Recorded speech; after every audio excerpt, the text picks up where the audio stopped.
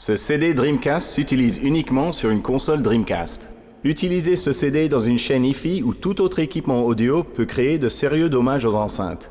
Merci de retirer ce CD immédiatement.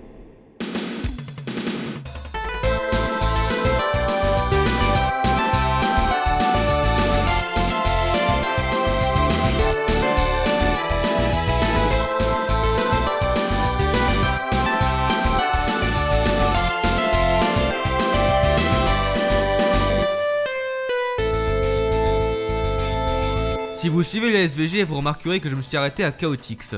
En effet, de la série principale, c'est le dernier opus 2D car on va parler d'un sujet qui fâche, d'un sujet qui déchaîne les passions, l'aventure de Sonic dans le monde de la 3D. Alors, je vais commencer avec Sonic 3D Flicky's Island, qui est un jeu assez particulier puisqu'il est sorti chez nous en 96 sur Mega Drive et également aux États-Unis sous le nom de Sonic 3D Blast. Par contre, les Japonais ont dû attendre la version Saturn sortie en 98, mais nous on aura les deux, c'est-à-dire que la version Saturn sortira chez nous en 97 et aussi aux États-Unis en 96, ce qui est un beau bordel. Première arrivée de Sonic dans la 3D, la Sonic Team a décidé de bousculer les choses. Il n'est plus question maintenant de commencer un niveau au début et courir jusqu'à la fin. Dans Sonic 3D Flicky's Island, le but est de prendre sur son aile tous les Flickies en tuant les monstres d'Eggman pour terminer un niveau. Si au début la tâche est relativement facile, cela se complique assez rapidement et il est souvent nécessaire de faire des milliers d'allers-retours pour chercher un robot qu'on n'a toujours pas vu. Ce changement est plutôt critiquable car ne rentrant pas dans l'esprit d'un Sonic, la vitesse étant quasiment inexistante dans cet opus. De ce fait, la rejouabilité est maigre, à part pour celui qui aime ce concept. Seuls les spécial stages rappellent que l'on est dans un Sonic et qu'il y a quand même un peu de vitesse dans tout ça. Néanmoins, on peut dire que graphiquement le jeu en jette pour une Mega Drive. Le rendu 3D isométrique est de toute beauté et les niveaux sont variés, deux critères déjà présents dans les anciens Sonic, comme quoi son esprit est toujours un peu présent. Si le rendu visuel est excellent sur Mega Drive, sur Saturn, ça claque un peu moins. Non pas que le jeu soit plus moche, mais on en attend bien mieux d'une 32 bits de Sega. Sur cette version, la principale différence est la musique. Alors, hormis le fait que c'est du CD et que la qualité est meilleure, toutes les musiques ont été changées. Donc à vous de faire votre choix. Et le Special Stage a complètement été changé. Entièrement en 3D, il fait vaguement penser à un certain Sonic 2. Néanmoins, on peut apprécier cet effort des développeurs à inclure notre édition préférée en 3D et ça fait plaisir à voir. Sonic 3D Flicky's Island est au centre de tous les débats, tantôt cool et tantôt mauvais, et divisera les joueurs adeptes de la série. Pourtant, le jeu n'est pas si mauvais et mérite qu'on s'y attarde. Il faut aimer quoi.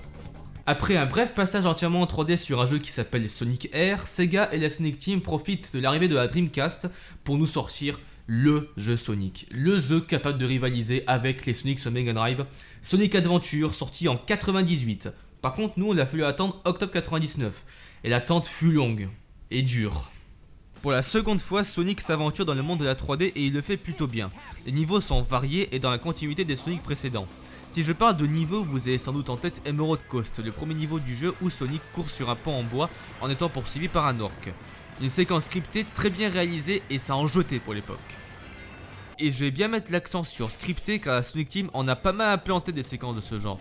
Notamment lorsque Sonic court sur un bâtiment à Speed Highway et les joueurs doivent simplement se contenter de diriger Sonic et gérer un peu sa vitesse, sans possibilité de l'arrêter. Ces phases ne sont pas gênantes et offrent une certaine variété, mais la Sonic Team en abusera dans les Sonic qui auront suivi. Sonic Adventure est le premier jeu Sonic à inclure le Homing Attack. Pensée pour la 3D, elle permet de faire une attaque téléguidée sur un ennemi à proximité en appuyant 2 fois sur le bouton saut. Nouveauté vraiment très appréciable. Ce Sonic met également en place 2 phases bien distinctes. Les phases action sont des phases de niveau classique où l'on doit libérer des animaux comme d'habitude, et les phases exploration où notre hérisson bleu peut parcourir différents endroits comme la ville, les ruines mystiques et même le vaisseau d'Eggman, l'Egg Carrier. C'est également le premier à inclure nos amis les Chao. Phase non obligatoire du jeu, vous serez amené à vous occuper de ces petites bestioles en leur donnant à manger et en les faisant évoluer, en leur donnant des animaux que vous avez trouvés dans un niveau. Chao que vous pouvez également faire participer à des courses pour gagner des emblèmes et également nommer et transporter dans votre carte mémoire pour l'emmener partout. Nous sommes fin 90, les Tamagotchi étaient à la mode et ça se voit. Dans ce même endroit, il est également possible de croiser des humains. Sonic dans le monde des humains étant un débat sans fin, je me contenterai de dire qu'ils ne servent à rien et sont aussi charismatiques que mes fesses. La Sonic Team nous garantit une durée de vie appréciable car, en plus de Sonic, il sera possible de commencer l'histoire du point de vue de Tails, Knuckles, Amy, Big the Cat et E102 Gamma. Ce qui offre un gameplay varié avec Tails et sa capacité de vol, Knuckles de pouvoir escalader les murs et trouver des émeraudes, Amy et son marteau ou son Pico Hammer pour les intimes, Big the Cat et les insupportables phases de pêche, et enfin E102 Gamma et ses phases de shoot. Et ce genre de gameplay est à pari risqué pour la Sonic Team bien qu'étant plutôt convaincante. De plus, les personnages s'améliorent au fil du temps en trouvant des améliorations. Par exemple, au début du jeu, on pourra trouver des chaussures qui permettent de charger et de pouvoir voler sur une série d'anneaux. Très bonne idée ça, très bonne idée.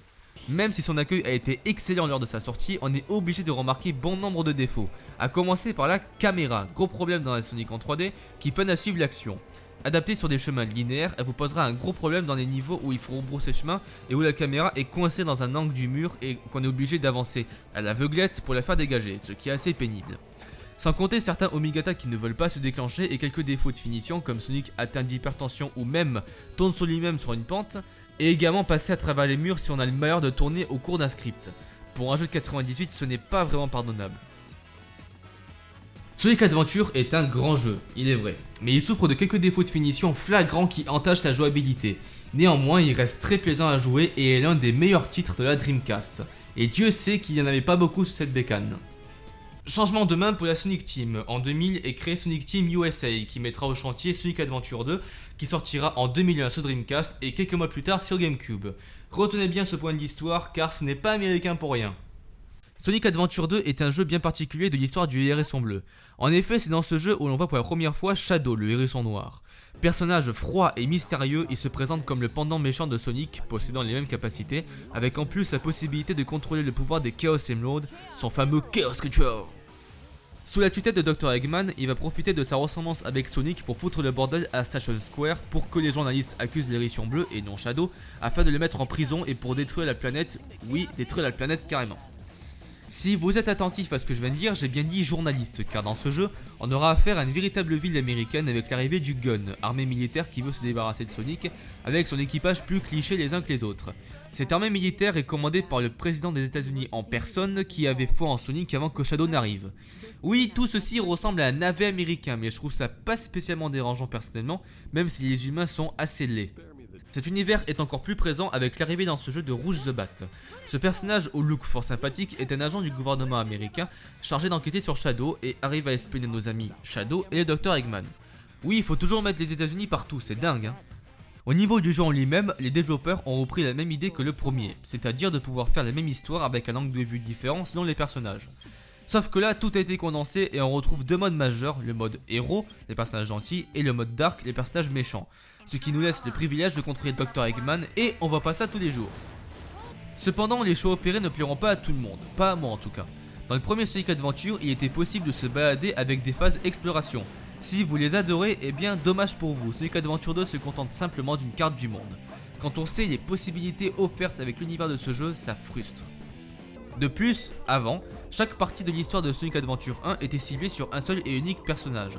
Dans Sonic Adventure 2, on a le droit dans le même temps à Sonic, puis à Tails et enfin Knuckles qui cherche des émeraudes.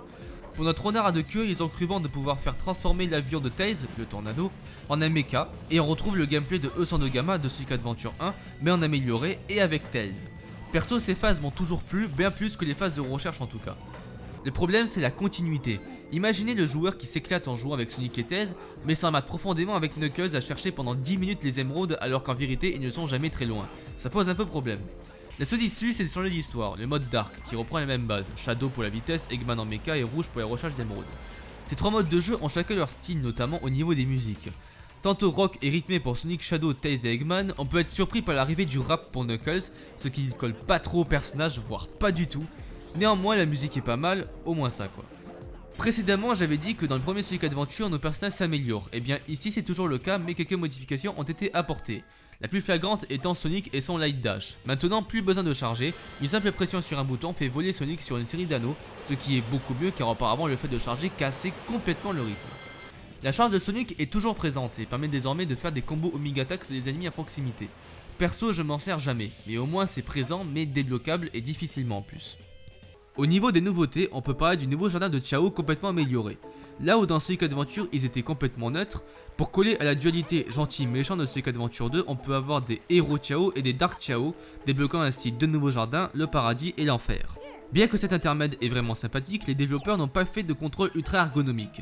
Par exemple, lorsqu'on est tout près d'un Chao, on le caresse. Si on est un peu trop loin, on le ramasse. Mais si on est encore un peu trop loin, on attaque par ailleurs le Chao qui ne vous a rien fait et vous détestera ensuite. Pas super bien pensé, il faut le dire.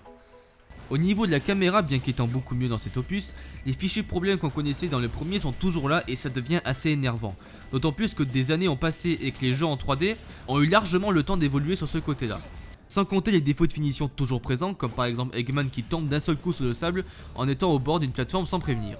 Ou le fait que Shadow et Sonic puissent s'agripper mais tombent ensuite, c'est stupide quand même. Sonic Adventure 2 est un très bon jeu Sonic et il sera difficile de choisir entre celui-là et le premier tellement il y a des différences au niveau de l'univers et des choix opérés. Néanmoins, il est devenu à la mode en ce moment de dire que ce jeu est mauvais du fait de sa forte notoriété. Alors moi je vais simplement dire que c'est de la Sonic Team du top de sa forme, du moins comparé à ce qu'il y a eu après. La Dreamcast, merveilleuse console de Sega étant assassinée par la fièvre hérisson bleu, la Sonic Team sort au bout de quelques mois Sonic Adventure 2 Battle en exclusivité sur GameCube. Le jeu est grosso modo le même mais avec quelques modifications, dont le plus flagrant est le mode 2 joueurs, plus complet avec beaucoup plus de personnages, dont le retour de Amy jouable et Metal Sonic, ainsi que le retour de Tickle et Chaos Zero, jouable cette fois-ci, et l'arrivée des Mecha Chao toujours aussi mignons. Justement, quelques modifications ont été apportées au niveau de la gestion de ces Chao. Il est possible de savoir ses caractéristiques en le prenant, de pouvoir acheter des objets dans le nouveau marché noir et pouvoir transférer les Chao sur le Tiny Chao Garden de Sonic Advance.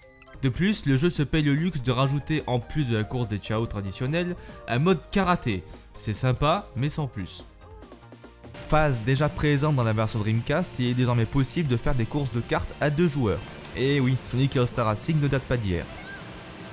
Le nouveau jeu Sonic, dénommé Sonic Heroes, était encore en développement quand Sega nous pond Sonic Adventure DX Director's Cut, sonore à rallonge, sorti en 2003 sur PC et GameCube.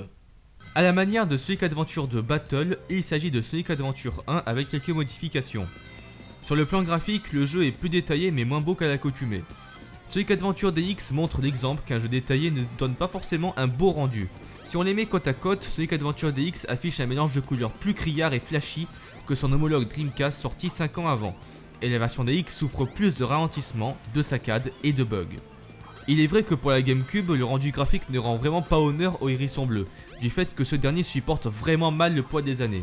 Mais la Sonic Team essaie de compenser cela par un gros changement du côté de la gestion des Chao, se rapprochant plus de Sonic Adventure 2, et la Sonic Team s'est enfin dit que ça serait pas mal d'utiliser plusieurs boutons pour gérer au mieux les Chao. De plus, c'est compatible avec Sonic Advance 1, 2 et Sonic Pinball sur GBA, et c'est appréciable. A part cela, on peut noter l'ajout d'un mode mission inédit une fois le jeu terminé pour pouvoir accéder à 12 titres Game Gear entièrement jouables. Sur PC, le constat est le même, mais à sa sortie, ce fut catastrophique. Sorti un semestre après la version GameCube, on peut noter le manque flagrant de professionnalisme de Sega, qui nous avait pondu à la sortie du jeu un système de protection du CD misérable. En clair, lorsque vous installez le jeu sur votre ordinateur, il est impossible de le démarrer car le jeu croit que vous avez un jeu piraté. Bien, bravo, je vous félicite. Bon ok, ils ont sorti un patch après, mais quand même. Voilà, alors que dire de l'arrivée de Sonic dans le monde de la 3D? Eh bien, c'est plutôt bien fait, hein, même si à partir de Sonic Adventure 2, le changement d'univers est assez flagrant, mais ça reste quand même des bons jeux en général. Même si j'aurais aimé par la suite quand même une meilleure gestion de la caméra et un gameplay beaucoup moins bourrin. Mais on pourra voir que la Sonic Team n'a pas vraiment pris le chemin qu'on aurait pensé qu'elle aurait pu prendre. Voilà, avec cette phrase bien compliquée, je vous laisse et je vous dis très prochainement. Ça va durer quelques semaines pour la suite, la série des Sonic en 3D sur console non Sega. Et ça va être marrant, croyez-moi. Ciao.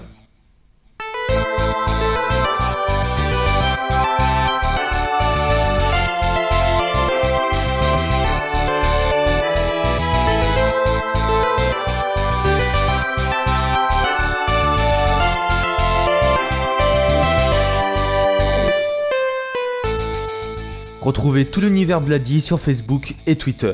Vous aurez toutes les infos et ça c'est plutôt cool quand même.